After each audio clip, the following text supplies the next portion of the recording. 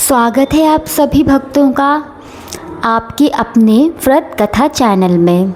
आज हम बात करेंगे भारत के एक ऐसे महापर्व की जो हमें सिखाता है कि बुराई कितनी भी शक्तिशाली क्यों ना हो, जीत हमेशा अच्छाई की ही होती है। जी हाँ, हम बात कर रहे हैं दशहरा या विजयदशमी की।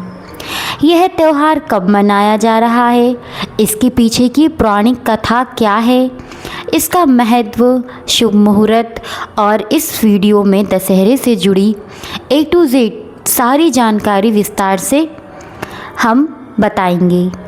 तो बने रहिए मेरे साथ और इस ज्ञानवर्धक यात्रा की शुरुआत करते हैं ताकि आप भी जान सकें कि हम अपने अंदर की रावण का दहन किस प्रकार कर सकते हैं। चलिए शुरू करते हैं। कब मनाया जा रहा है दशहरा, इसका शुभ मुहूर्त आइए जानते हैं। दशहरा, जिसे विजयदशमी भी कहा जाता है, हर साल अश्विनी मास के शुक्ल पक्ष की दशमी को यह मनाया जाता है। आइए तिथि जान लेते हैं। तो दसवीं तिथि आरंभ 1 अक्टूबर 2025 शाम 7:02 से है। दशमी तिथि समापन 2 अक्टूबर शाम 7:10 तक है।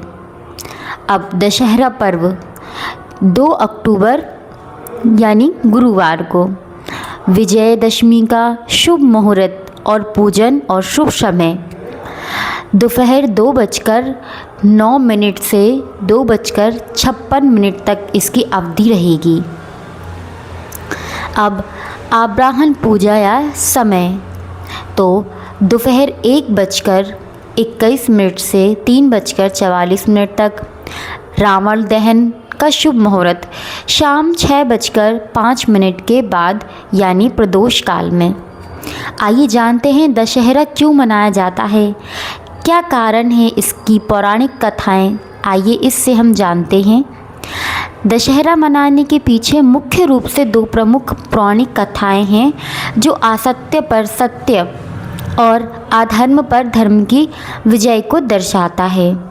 एक है भगवान राम की विजय कथा तथा दूसरी माँ दुर्गा की विजय कथा जो महिषासुर संहार से है। ये 2 कथाएं हम आगे पढ़ेंगे। इससे पहले जान लेते हैं दशहरे का महत्व, लाभ और शुभ कार्य। दशहरा केवल रावण दहन का पर्व नहीं बल्कि यह जीवन के कई पहलुओं में सफलता और समृद्धि का प्रतीक है। आइए जानते हैं लाभ और महत्व।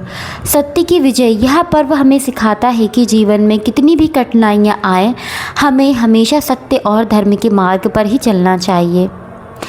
3:30 मुहूर्त से 1 दशमी तिथि को वर्ष के सबसे शुभ मुहूर्त आभूड़ा मुहूर्त में से एक माना जाता है। इस दिन बिना पंचांग देखे कोई भी शुभ कार्य किया जाता है। अब नकारात्मक का दहन। रावण दहन के साथ हम यह संकल्प लेते हैं कि हम अपने अंदर के क्रोध, अहंकार, लालच और द्वेष जैसी बुराइयों को भी जलाकर खत्म करेंगे। शस्त्र और औजारों की पूजा, आइए किस तरह से करनी चाहिए। क्षत्रियों इस दिन शस्त्र पूजा करते हैं, वही कारीगर अपने औजारों की पूजा करते हैं जो उनके जीवन में यापन का साधन होते हैं। आइए जानते हैं दशहरे पर किए जाने वाले शुभ कार्य। ये बहुत ही ध्यानपूर्वक सुने। नए कार्य की शुरुआत, यह 3 नया व्यापार, घर या वाहन खरीदने के लिए अत्यंत शुभ माना जाता है। शमी के वृक्ष की पूजा। पौराणिक कथा के अनुसार पांडवों ने अपने अज्ञातवास के दौरान अपने शस्त्रों को शमी के पेड़ में छिपाया था और विजयदशमी के दिन ही उन्होंने निकालकर वापस प्राप्त किया था। इसलिए इस दिन शमी के पेड़ की पूजा करना विजय और धन को लेकर लाभ आता है। अब अपराजिता पूजा। इस दिन देवी अपराजिता, जिसका अर्थ है जिसे कोई ना हरा सके, उनकी पूजा करने का विधान है जिससे हर कार्य में सफलता मिलती है। जयंती धारण करना, नवरात्रि में बोई गई जयंती यानी जौ को दशहरे के दिन बड़े बुजुर्ग से आशीर्वाद के रूप में लेकर कान या तिजोरी में रखना धन समृद्धि लाता है, जिसे भुंजरिया भी कहते हैं आम भाषा में। आपके शहर, आपके नगर में इसे क्या कहते हैं, आप कमेंट करके ज़रूर बताएं। आइए अब हम जानते हैं दशहरा पर्व से जुड़ी पौराणिक कथाएं। श्री राम रावण कथा और महिषासुर माँ दुर्गा कथा के अतिरिक्त भी कुछ महत्वपूर्ण कथाएं हैं जो दशहरे के महत्व को बढ़ाती हैं। दशहरे से जुड़ी प्रमुख कथाएं आइए विस्तार से जानते हैं। श्री राम रावण युद्ध की पुष्टि और 9 दिन की पूजा।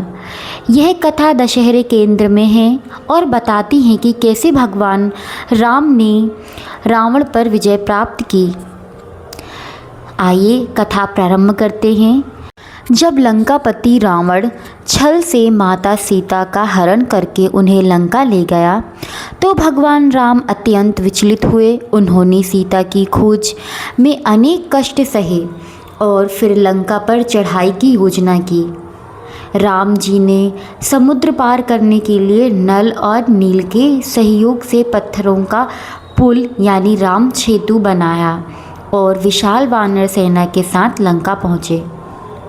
रावण एक महान शिव भक्त और शक्तिशाली राक्षस था।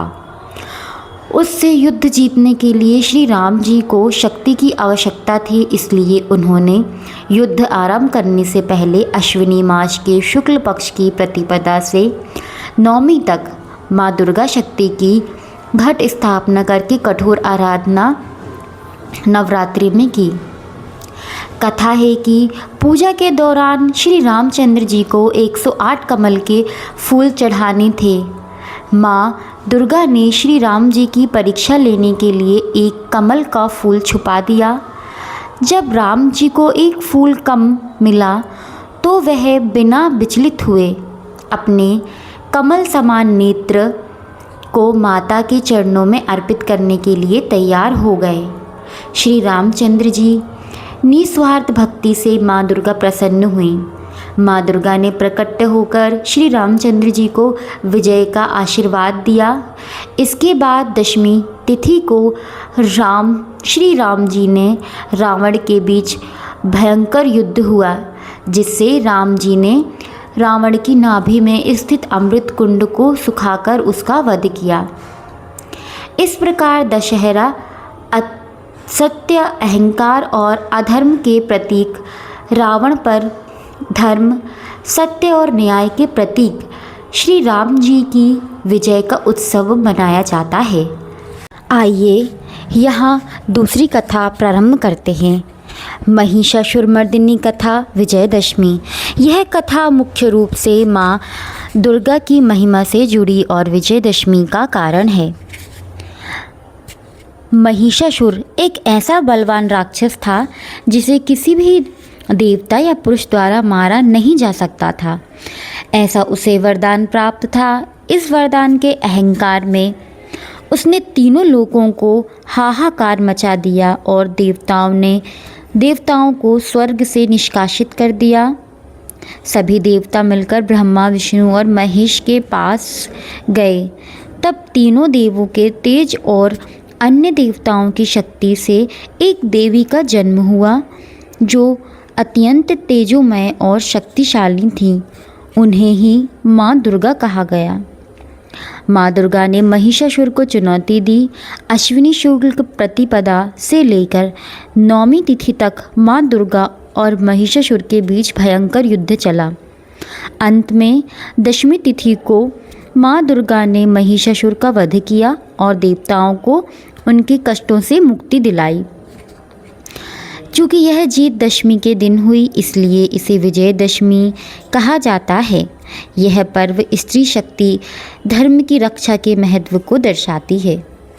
एक और महत्वपूर्ण कथा भी जुड़ी हुई है, पांडवों का अज्ञातवास और शमी की पूजा। यह कथा दशहरे के दिन की शमी वृक्ष की पूजा और वस्त्र पूजा के महत्व को बताती है। वनवास, अज्ञातवास महाभारत काल में कौरवों से जुए में हारने के बाद पांडवों को 12 वर्ष का वनवास और 1 वर्ष का अज्ञातवास मिला था। शर्त यह थी कि यदि अज्ञातवास में पकड़े गए तो फिर से 12 वर्ष का वनवास भोगना पड़ेगा। अज्ञातवास शुरू करने से पहले पांडवों के अपनी सभी प्रिय शस्त्र जैसे अर्जुन का गांडीव धनुष एक शमी की कोठरी में छिपा दिए ताकि कोई उन्हें पहचान ना सके। उन्होंने शमी के वृक्ष से प्रार्थना की कि वह उनके शस्त्रों की रक्षा करे। जब उनका अज्ञातवास समाप्त हुआ और वह समय अश्विनी शुक्ल दशमी दशहरा को थी, तब पांडवों ने शमी के वृक्ष की पूजा की, उससे अपने शस्त्र वापस लिए और उन्हें प्रणाम किया। इसके तुरंत बाद पांडवों ने कौरवों पर आक्रमण करने की योजना बनाई। दशहरे के दिन विजय प्रस्थान युद्ध के लिए प्रस्थान शुभ माना जाता है। इस घटना से यह सिद्ध होता है कि दशहरे के दिन शुरू किया गया कार्य हमेशा सफल होता है। इसी कारण आज भी दशहरे के दिन शस्त्रों और औजारों की पूजा की जाती है और शमी के वृक्ष शुभ माना जाता है। ये कथाएं दशहरे के पर्व को धार्मिक, ऐतिहासिक और संस्कृति रूप से अत्यंत समृद्ध बनाती हैं। इन कथाओं को क्रमबद्ध तरीके से सुनना, श्रवण करना चाहिए। आज की वीडियो में दशहरे से जुड़ी संपूर्ण जानकारी हमने श्रवण की है। उम्मीद है आपको पसंद आई होगी। अगर आपको यह वीडियो पसंद आई है तो प्लीज़ वीडियो को लाइक करें, सब्सक्राइब करें एंड शेयर करें और बताएं कि नेक्स्ट वीडियो आप किस तरह की कथा की चाहते हैं। प्लीज़ कमेंट करें। मिलते हैं नेक्स्ट वीडियो में, तब तक के लिए श्री राधे।